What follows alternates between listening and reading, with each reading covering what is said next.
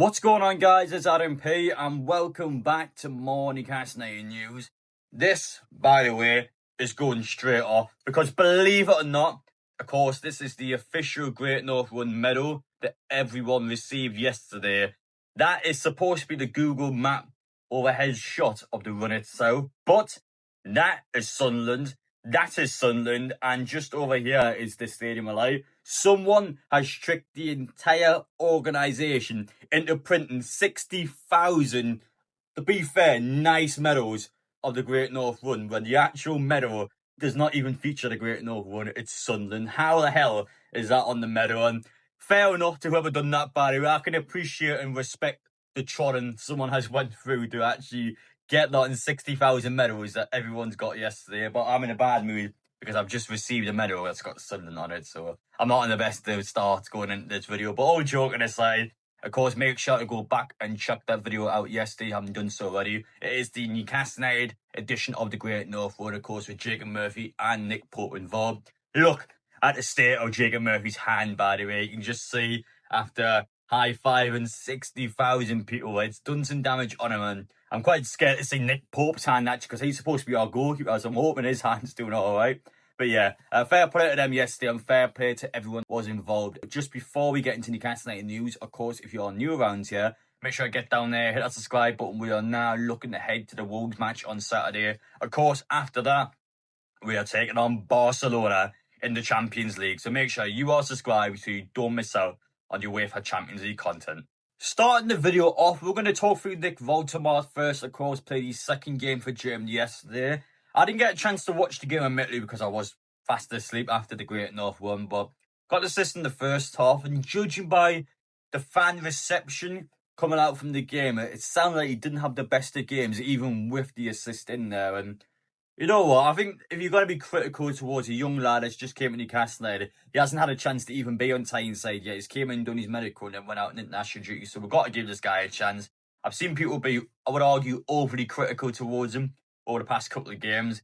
I get it, he hasn't done well for Germany, but he's never played for Germany before. That's the senior level of the German national team. And when you look at Germany now, I think the fell-off from Germany's national team in the last 6 to 8 years has just been astonishing, because they are so bad now compared to what it used to be back in the early 2010s when they were unstoppable.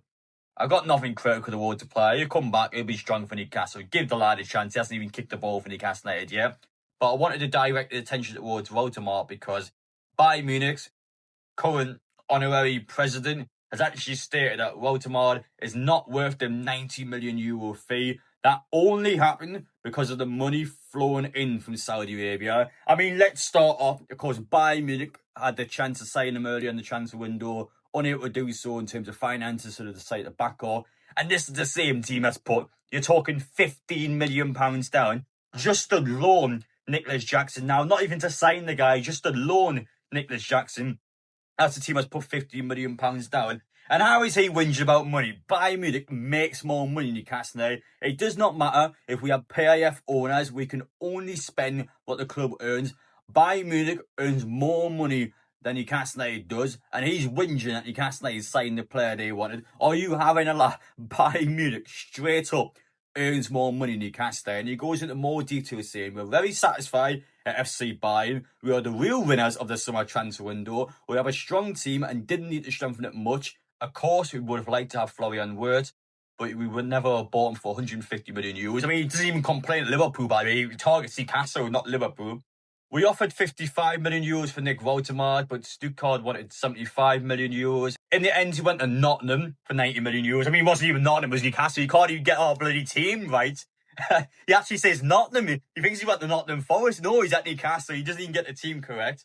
And what Newcastle is doing this day has nothing to do with football. It's like Monopoly these days. No way. No effing way is he saying Newcastle is a Monopoly team. Bayern Munich is historic, and Bayern Munich is notorious for being the team that buys the Bundesliga up. Whether it's Leverkusen, whether it's Dortmund, whether it's a different team. Whenever there is a good player in the Bundesliga, Bayern Munich always buys up the talent in the Bundesliga to strengthen their squad, so they just win the league every single year. And he has the audacity to call Newcastle United a Monopoly team. Get a grip.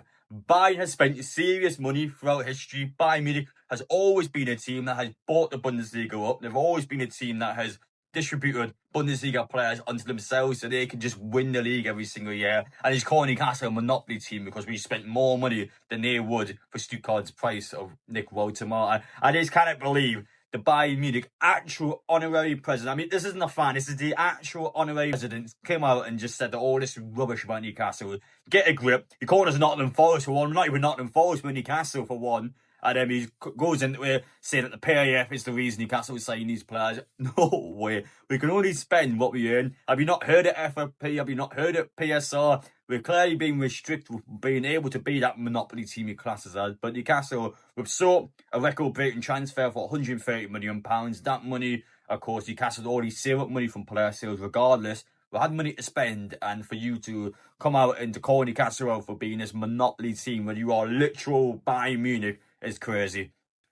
As for some news, I wouldn't say necessarily linked towards Newcastle, but I've seen a lot of people use the Newcastle comparison almost feel like this has a direct impact on our football club. But reporters yesterday had indicated that Amanda Staveley, of course, on behalf of PCP Capital Partners, wanted to actually buy up shares in Tottenham Hotspur. Now, for some reason, a lot of people assumed that if this was to happen, then the PAF would sign Newcastle. Amanda Staveley and the PAF have got nothing to do with each other anymore. PCP Capital Partners and the Public Investment Fund are two different shareholders. Of course, both of them had parts and shares in Newcastle United, but Amanda's shares have been sold up. She's not part of Newcastle United anymore. Legally, by law, herself and her partners, they are allowed to go out and to put shares into a different football club because they don't have anything in Newcastle United anymore. Now, it has been stated today that Amanda Staveley has publicly stated that currently they have no interest in putting shares into Tottenham after, of course, Daniel Levy has left the football club. And I wanted to mention it in this video because there seemed to be a bit of a misconception where people feel like that the Public Investment Fund could sell Newcastle up in order to put shares into Tottenham. It's got nothing to do with Tottenham. It doesn't have anything to do with Amanda Staveley. She's not part of Newcastle United. And they were always separate entities. It's just, of course, Amanda was quite upfront in terms of buying the football club, and alongside the likes of the Reuben brothers and the PIA, she was front and centre to actually getting the takeover approved. But she's sort of shares up now. She's moved on. We've moved on as well. Like we're two separate partners now. We're two separate entities, and I wouldn't say it's impossible that maybe one day Amanda Murdoch maybe could sort someone out and perhaps get shares back to Newcastle. But realistically, you have to look at the evidence here. They were at Tottenham Hotspur last year. Clearly speaking to the ownership, so clearly had interest in the potentially putting shares down at Tottenham. Hasn't happened in this particular case, but they are investors and they are also businessmen and women. They are going to go out of their way and try and earn money for themselves while also trying to earn shares and to make the capital partners even bigger than they are. So ultimately, business is business. I think the most likely outcome, as much as I don't want to say it, I still think it's likely that even within perhaps the Premier League, Amanda might put shares down. It might be entirely possible that she gets involved with a different club. And unfortunately, that's just how things are. I would love nothing more than to see Amanda Murdoch back, but realistically, they've left the football club already. We essentially kicked them out already, so you can't expect them to come back. And I know you guys in the comment section might feel different. You might be wanting them to be back so bad. I just don't think they're going to come back. I think if they were to come back, it would have happened already. And the fact that you're even getting conversations like this is clearly tells me that they're ready to move on. Clearly tells me that they are looking to put shares into a different football club. But in this case, it is not Tottenham Hotspur. As for Elliot Anderson, of course, star man, I had to say, coming out from our first match of the qualifiers. I tell you what, I'm feeling that seller's remorse. I wish he was still at Newcastle now. I think deep down, you have to look at it logically. You wouldn't have got much game time at Newcastle. And would he be the player he is now if he was still at Newcastle United? I don't think he would be. I think he needs to play week in and week out. But he's done wonders for Nottingham Forest. It's been stated by journalists that there's no buyback clause at all. There's nothing to indicate in that agreement that was reached for Newcastle last summer that there was a way back for Elliot Anderson. I think logically speaking, you've got to look at the facts. Elliot Anderson is one of us. He's from Newcastle. He is a die-hard Newcastle United fan. And I know on a personal level that Elliot Anderson was in tears when he was leaving Newcastle United. Of course, he didn't want to do it. It was one of them ones where the FFP and the financial side of it came into play, where if we did not sell Elliot Anderson or someone else, it would have been a points deduction. So it was the actual situation of Newcastle being penalised in the league itself. So we've then decided to sell Elliot Anderson. He was actually good at the time. I remember him being quite heartbroken. So it is what it is. He's done well for Forest, and I think he'll be at Forest for a decent amount of time. Yeah, and I want to make the obvious point. I still reckon he's coming back to Newcastle one day. I feel like it'd be almost silly to say that he wouldn't come back to Newcastle. Of course he would. He is a Newcastle United fan. He's black and white through and through, and he's one of us. So the opportunity ever comes around, maybe a forwards drop off, maybe he comes to the end of his contract and decides to go back. At some stage, he'll be back at Newcastle.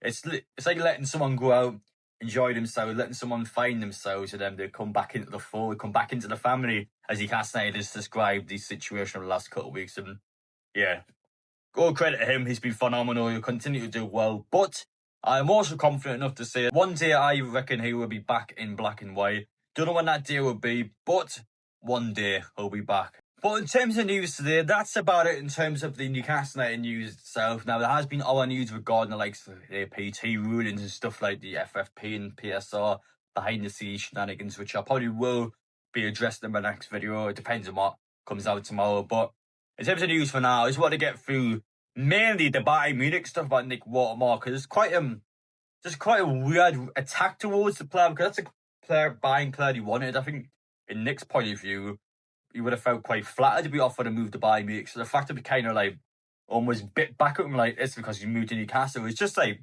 it's quite a bitter response, isn't it? Like it's almost kind of like Bayern Munich's president just looking down on Newcastle going, well, hang on, how is he joining a club like Newcastle? He should be joining us. It's kind of like, it's just overseas. And I would argue there's this mentality in general towards Newcastle being a small club, it's a horrible place to live. And like, there's this mentality where people would never want to move to Newcastle. People would never want to play for Newcastle. But get used to it. I can't make any clearer. These people need to get used to it.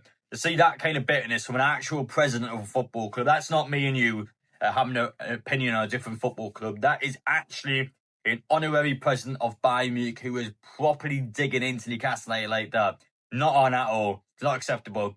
But yeah, we're going to keep plugging on. We're going to keep doing well. And listen, I would love nothing more, by the way, if Newcastle does well in the Champions League this season. I would love to take them on. I'd love to see how we do, and I would love to see us bash heads for real this season. So let's see if that is potentially a possibility. But for you guys, let me know your opinions down below, because it's been a bit of I was quite surprised by how strong those comments were towards Newcastle. It didn't seem professional at all and seemed wouldn't quite say hurtful, but certainly seemed not nice to say about Newcastle. It certainly seemed like they were just trying to dig Newcastle in for being a smaller club in them and just going, well, how's a player ever going to pick Newcastle for Bayern Munich? I just don't get it.